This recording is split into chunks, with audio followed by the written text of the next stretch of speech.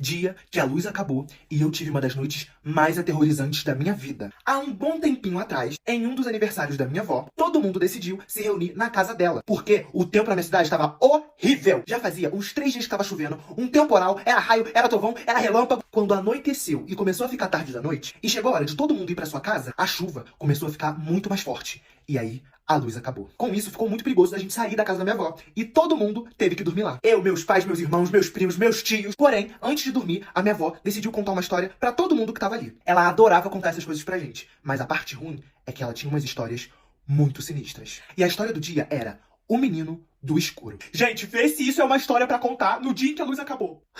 Não, cara, não. Eu tava com medo, mas eu amava as histórias da minha avó. Fazer o quê, né? E aí os adultos começaram a acender as velas, pra gente não ficar na escuridão. Todo mundo se reuniu na sala, a minha avó sentou na poltrona dela com a velhinha e começou a falar. Basicamente, ela contou sobre uma lenda de um menininho perdido, que ficava vigiando as pessoas de noite, mas que ninguém nunca tinha visto o rosto dele, porque ele só aparecia quando tava escuro. E a minha avó também disse que é por isso que os jovens tinham que dormir cedo, porque de acordo com ela, o menino do escuro adorava ficar vigiando as últimas pessoas da casa a dormir. Quando ela terminou de contar a história, gente, eu tava tão nervoso e com tanto medo que tinha uma poça aqui debaixo do meu braço, de tanto que eu tava suando. Mas era só mais uma história e tinha chegado a hora de dormir. Aí os adultos foram todos dormir nos quartos que tinham na casa e eu, meus irmãos e meus primos ficamos todos juntos na sala, junto com a minha avó, pra dormir lá. Tava tudo bem. Tirando o fato de que tava sem luz. Não tinha nada pra fazer. A minha avó tinha deitado no sofá, virou pro lado e dormiu, apagou. E só tinha uma vela acesa lá na estante da sala. Uns minutos foram se passando e o pessoal começou a dormir, cair no sono. E eu tava assim, ó, morrendo de medo, imaginando o que ia acontecer quando a vela acabasse. E na casa inteira, a única outra pessoa que ainda tava acordada era a minha prima mais velha, que tava do meu lado. E ela tava lá, amarradona, jogando um joguinho no celular dela que ainda não tinha descarregado. E de repente, eu ouvi um barulho. Parecia que era alguém batendo na madeira, tipo assim, ó. Aí eu olhei assim pra minha prima e falei, prima, tu ouviu? Tu ouviu isso? Aí ela falou pra eu não ligar não, porque devia ser o meu irmão mais velho. Porque ele tinha essas brincadeiras bobas mesmo. Enquanto ele não perturbava alguém, ele não sossegava. Aí eu olhei pro meu irmão e vi, gente, que ele tava até roncando, tava babando assim, ó. Só que aí, vindo da direção da cozinha, a gente escutou um barulho assim, ó. Tipo como se fosse alguém arrastando uma cadeira. E tava muito claro que não tinha sido meu irmão. Então quem foi? Só que dessa vez, a minha prima também ouviu. E aí eu falei com ela que eu tava com medo por causa da história que a minha avó tinha acabado de contar. Aí a minha prima falou assim, ai primo, deixa de ser bobo. A minha avó sempre conta essas coisas pra gente ficar com medo e dormir cedo. E foi aí que eu não sei se deixaram uma janela aberta, uma porta aberta, o que aconteceu. Mas chegou um vento lá na sala. E a vela apagou. A gente ouviu uns passos correndo.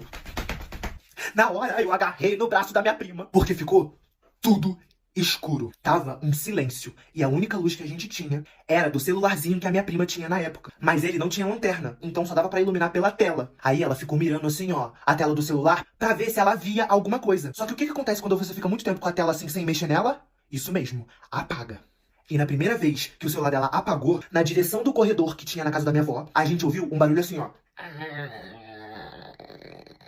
Parecia que era a porta do banheiro. Aí ela acendeu a tela do celular de novo e ela tava fingindo que não tava com medo, mandando eu me acalmar, falando que era só o vento. Mas eu sei que ela tava toda cagada também. E enquanto a gente tava lá, ó, no colchão paradinho assim, ó, iluminando as coisas com a tela do celular de novo, o banheiro ficava lá no final e a luz da tela não chegava muito bem lá. Mas lá naquele lugar meio escuro, deu pra ver direitinho o formato de uma criança que parecia um menino lá na porta do banheiro assim, ó, olhando pra gente. Quando eu vi, eu peguei a coberta e me cobri e me agarrei na minha prima. Aí ela falou assim, ai, credo, eu vou é dormir. Fingindo que tava tudo bem.